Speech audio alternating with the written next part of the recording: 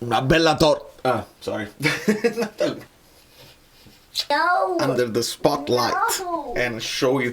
Una bella torta, amici bellini, ci vuole la ciliegiona sopra, quella amarena, la bella torta con la ciliegia d'amarena. Ci siamo arrivati in vigilia, conferenza breve ma intensa e abbiamo saputo delle cose, cominciamole.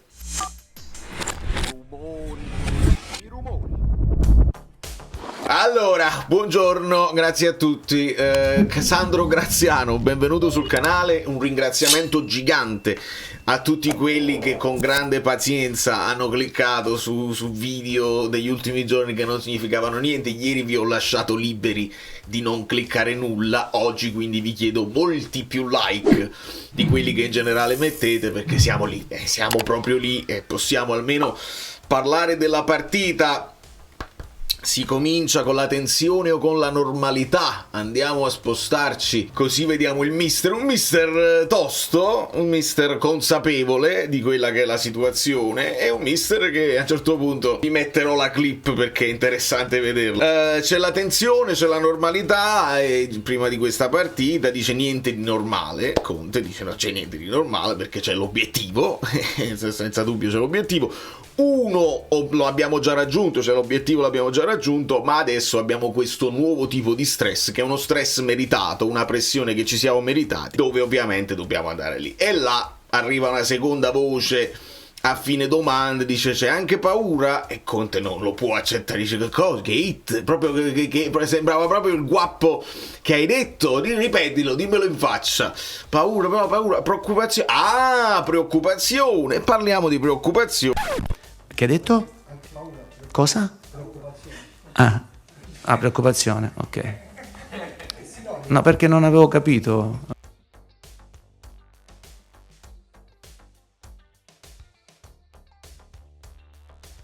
Alla fine la preoccupazione è semplicemente per l'imponderabile. Ricordate che l'imponderabile è un termine che ho usato spesso sul canale, l'imponderabilità, quando vedi cose che non puoi prevedere, e Conte dà valore a questa possibilità che nel calcio esiste. E poi dice c'è anche l'imponderabile positivo, perché lui descrive l'azione del Genoa con quel cross spiovente che poi ci porta al pareggio. Dice c'è l'imponderabilità in positivo e in negativo. L'imponderabilità positiva è evidente, potrebbe essere una Lazio che decide di fare una partita seria e di mettere in difficoltà l'Inter. La vedo io così, Conte non ne ha parlato. Allora il pareggio col Genoa, cosa ha rappresentato? È un pareggio che ha dato fastidio. Io poi l'ho riguardata più volte, e Conte se l'ha riguardata e dice alla fine è una partita che abbiamo dominato. Questo lo dico anche a beneficio di quelli che poi hanno fatto delle analisi, hanno parlato della partita magari senza averla vista o rivista, dico io. E poi cita tra le cose imponderabili per esempio una squadra come il Manchester City che sta lottando per entrare in Champions, è bloccata sul pareggio dal Southampton che è ampiamente retrocesso, 0-0, controllato, è tutto vero.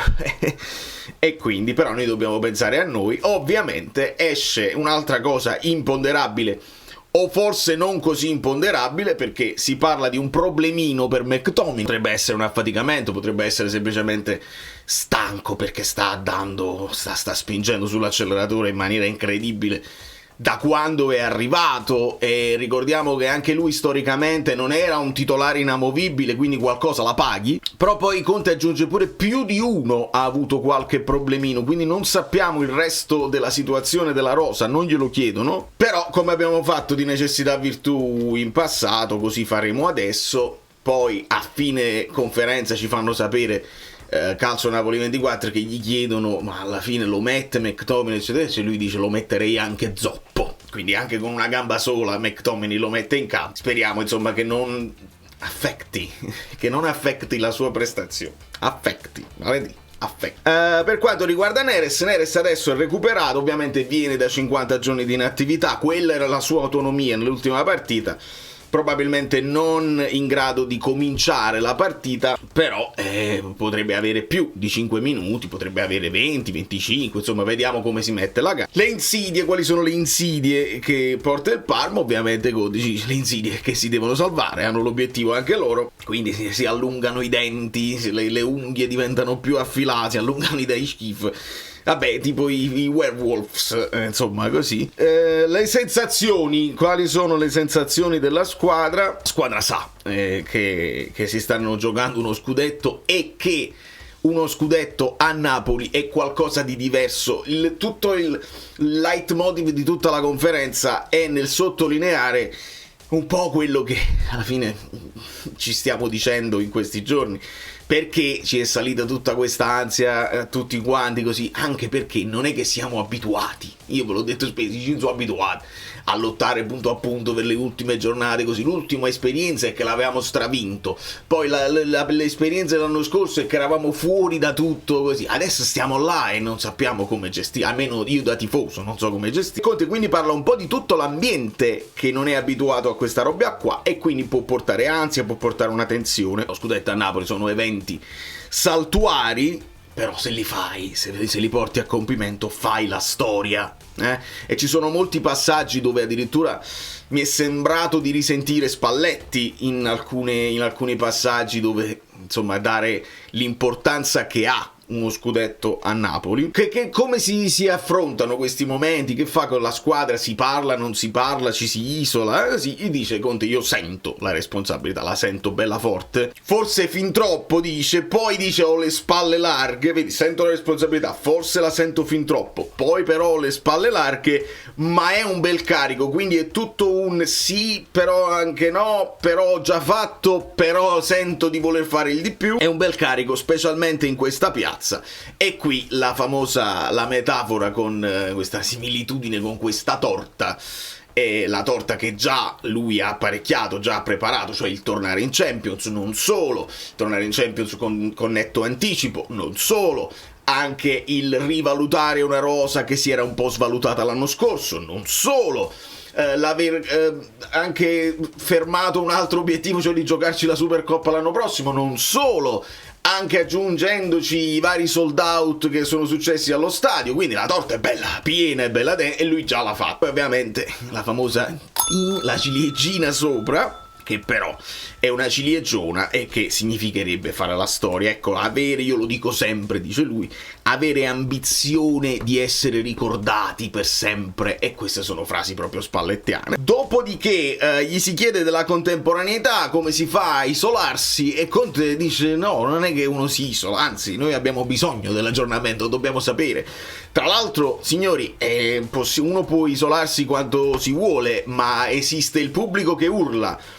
E io ricordo in situazioni simili che poi a volte escono delle voci sullo stadio, fanno il giro dello stadio, uno prima di controllare. All'epoca, quando io andavo allo stadio, non c'erano i telefonini con gli aggiornamenti, c'erano due persone con una radiolina, si fa casino e ci si convince di cose che magari non sono successe. Oggi è ancora peggio, perché puoi controllare sì, ma i gol poi vanno controllati al VAR, quindi potrebbe succedere delle cose, un entusiasmo oppure una depressione, poi controlli, non era vero niente. Quindi Conte ammette giustamente che c'è bisogno dell'aggiornamento, ma il risultato non deve condizionare. Certo, non puoi speculare in base al risultato dell'altra parte, devi fare il tuo dovere e non c'è dubbio. Conferenza decisamente breve, ma che deve essere così, perché non dobbiamo c'è poco da dire, c'è da fare il costrutto e c'è da andare da andare in campo assatanati, dannati,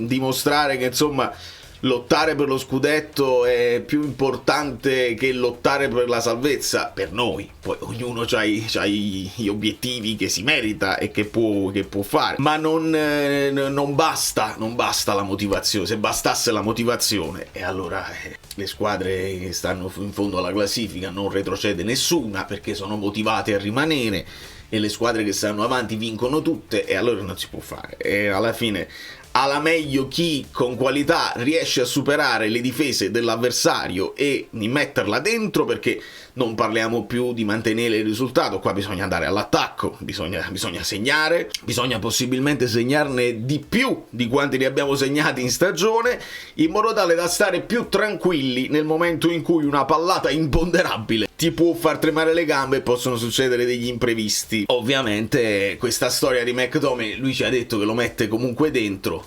Le ipotesi di formazione sono quelle, insomma, non abbiamo notizie di recuperi dell'ultima ora per quanto riguarda Juan Jesus, Buongiorno, insomma si dovrebbe poter andare avanti con la formazione quella là, quindi confermando Oliveira al centro della difesa, confermando probabilmente McTominay che viaggia sulla fascia sinistra e poi si può accentrare, Gilmour o Gilmour, dipende se è Conte a parlare o gli altri, e tutti gli altri che conosciamo. Poi magari in panchina avere delle soluzioni per scompaginare se le cose insomma vanno un po' a rilento, e ci sono, perché adesso Neres lo puoi considerare più pronto alla battaglia, a conferma di Raspadori, che alla fine si sta comportando bene. E domani andiamo a perdere un altro po' di tempo, perché lo so, abbiamo tutti bisogno di distrarci. Oggi magari ci possiamo distrarre guardandoci, che cos'è, Genoa-Atalanta, il fantacalcio. Voi lo state facendo, state mettendo tutti i giocatori del Parma in campo, io me la vivo così, lo sapete. Io ho 3 fantacalcio in atto, quello con i cugini è finito, sono arrivato quarto a pari punti, quindi per una questione di veramente di mini punteggi, non lo so, se di scontri diretti, non sono arrivato al podio a pari punti. Capita, succede, e non è che non avevo stimoli, ce l'avevo lo stimolo, ma poi alla fine la sfortuna, l'avversario più forte, le scelte, lasci in panchina un Fazzini che magari poteva essere che così.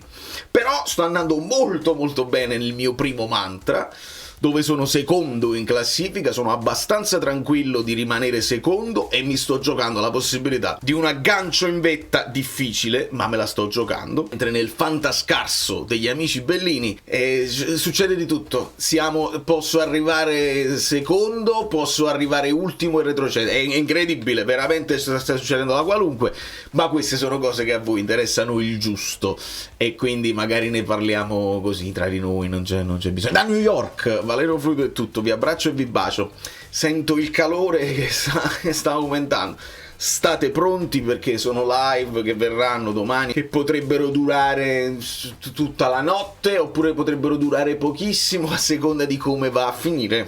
Siamo pronti al ponderabile e all'imponderabile, vai. Nel finale mi sto rendendo conto che il gruppo Telegram, gli amici del gruppo Telegram stavano facendo cose incredibili, le ho messe in post le immagini della ciliegiona, va bene, lasciate il like.